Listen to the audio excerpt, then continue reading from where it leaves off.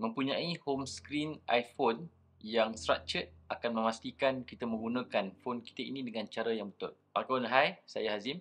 Pada video kali ini, saya nak share macam mana saya set up iPhone home screen saya dan beberapa favorite apps yang ada dalam phone saya. Kalau kita tengok pada bahagian home screen iPhone saya pada page yang pertama ni, kita lihat macam mana saya menyusun widget, iaitu widget Things Tree, yang mana Things Tree ni adalah apps to do list saya, yang mana di sini tempat saya tulis segala benda yang perlu saya lakukan, dari segi career, dari segi personal life, dari segi content creation dan everything. Dan di sini tempat saya dumpkan segala semua. Dan di bahagian pertama ni adalah aplikasi-aplikasi phone yang saya gunakan selalu. Adanya bahagian works apps, contohnya Microsoft Teams and everything, Microsoft Outlook. Bahagian setting untuk phone setup, files, Safari.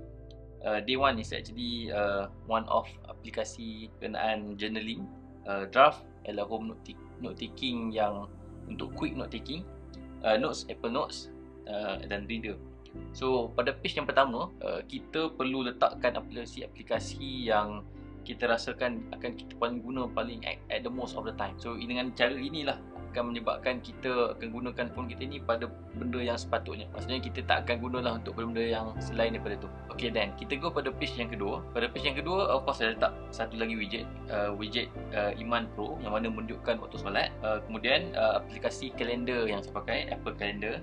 And then beberapa lagi lah app macam seperti Snip, ialah aplikasi untuk podcast, dan Audible untuk audiobook. Alright, kita pergi ke page yang ketiga. Page ketiga sepatutnya menunjukkan aplikasi yang contoh seperti kalender. Contohnya apa event yang ada pada waktu hari tertentu. Ini adalah Apple Outlook Calendar, yang mana merupakan kalender bagi pekerjaan saya. Dan di bawah ni adalah merupakan beberapa lagi app lah yang saya pakai, contohnya Spotify, Zen Money untuk money tracking, ChatGPT, Lightroom. Okay. And then pada page yang terakhir is saya punya personal punya Apple Calendar punya event yang menunjukkan apa benda time blocking saya pada waktu tertentu. Dan juga seterusnya adalah beberapa lagi app social media, and then WhatsApp, email and everything lah. So that's how macam mana saya set up home screen bagi iPhone saya. Fairly simple, tak susah.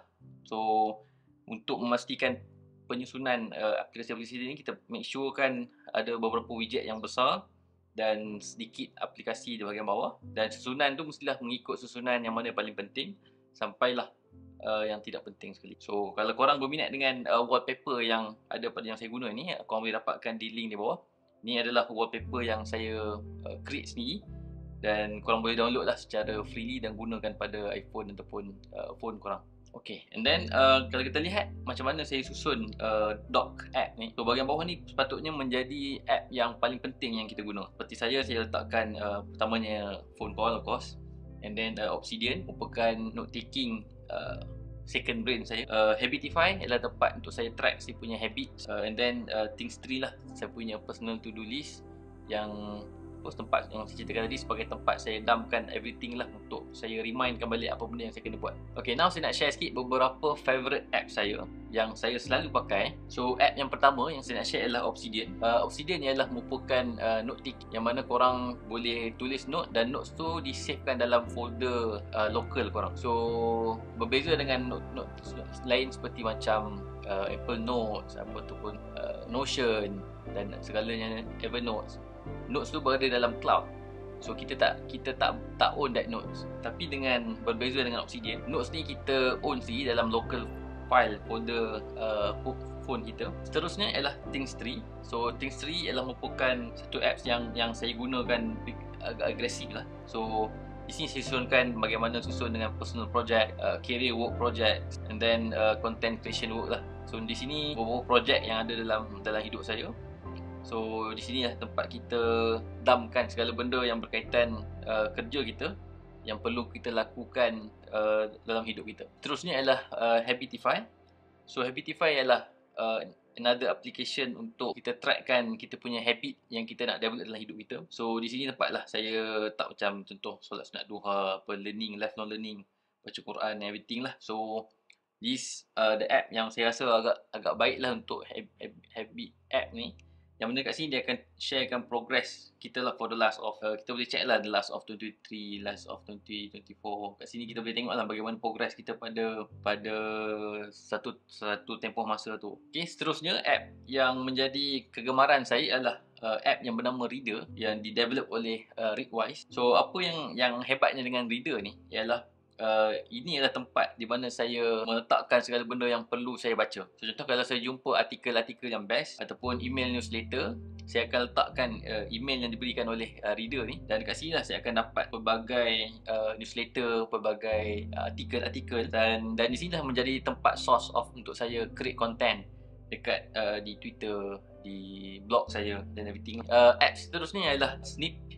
Snip ni adalah podcast app yang saya selalu guna. Apa berbezanya Snip dengan berbanding dengan aplikasi-aplikasi podcast yang lain seperti macam Spotify, Apple Podcast and everything, adalah kelebihan dia untuk kita highlightkan point yang kita dengar. Contoh kita dengar sekarang ialah satu episod daripada Tim Ferriss. Bila kita nak create bila kita create Snip, waktu tu dia dah akan tarik benda apa yang perlu kita, yang kita tengah baca tu, yang kita tengah dengar tu, dan terus highlight masuk ke dalam note-taking kita. Dan ada lagi lah beberapa app seperti macam Day One, Draft. Day One ni adalah aplikasi journaling saya. So kat sini tempat saya journal lah benda apa yang berlaku dalam hidup saya.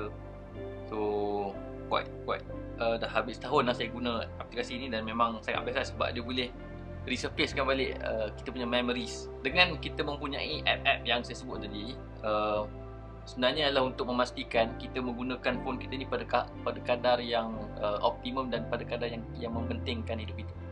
So memanglah kita akan ada app seperti Netflix, everything, entertainment, mungkin boleh ada.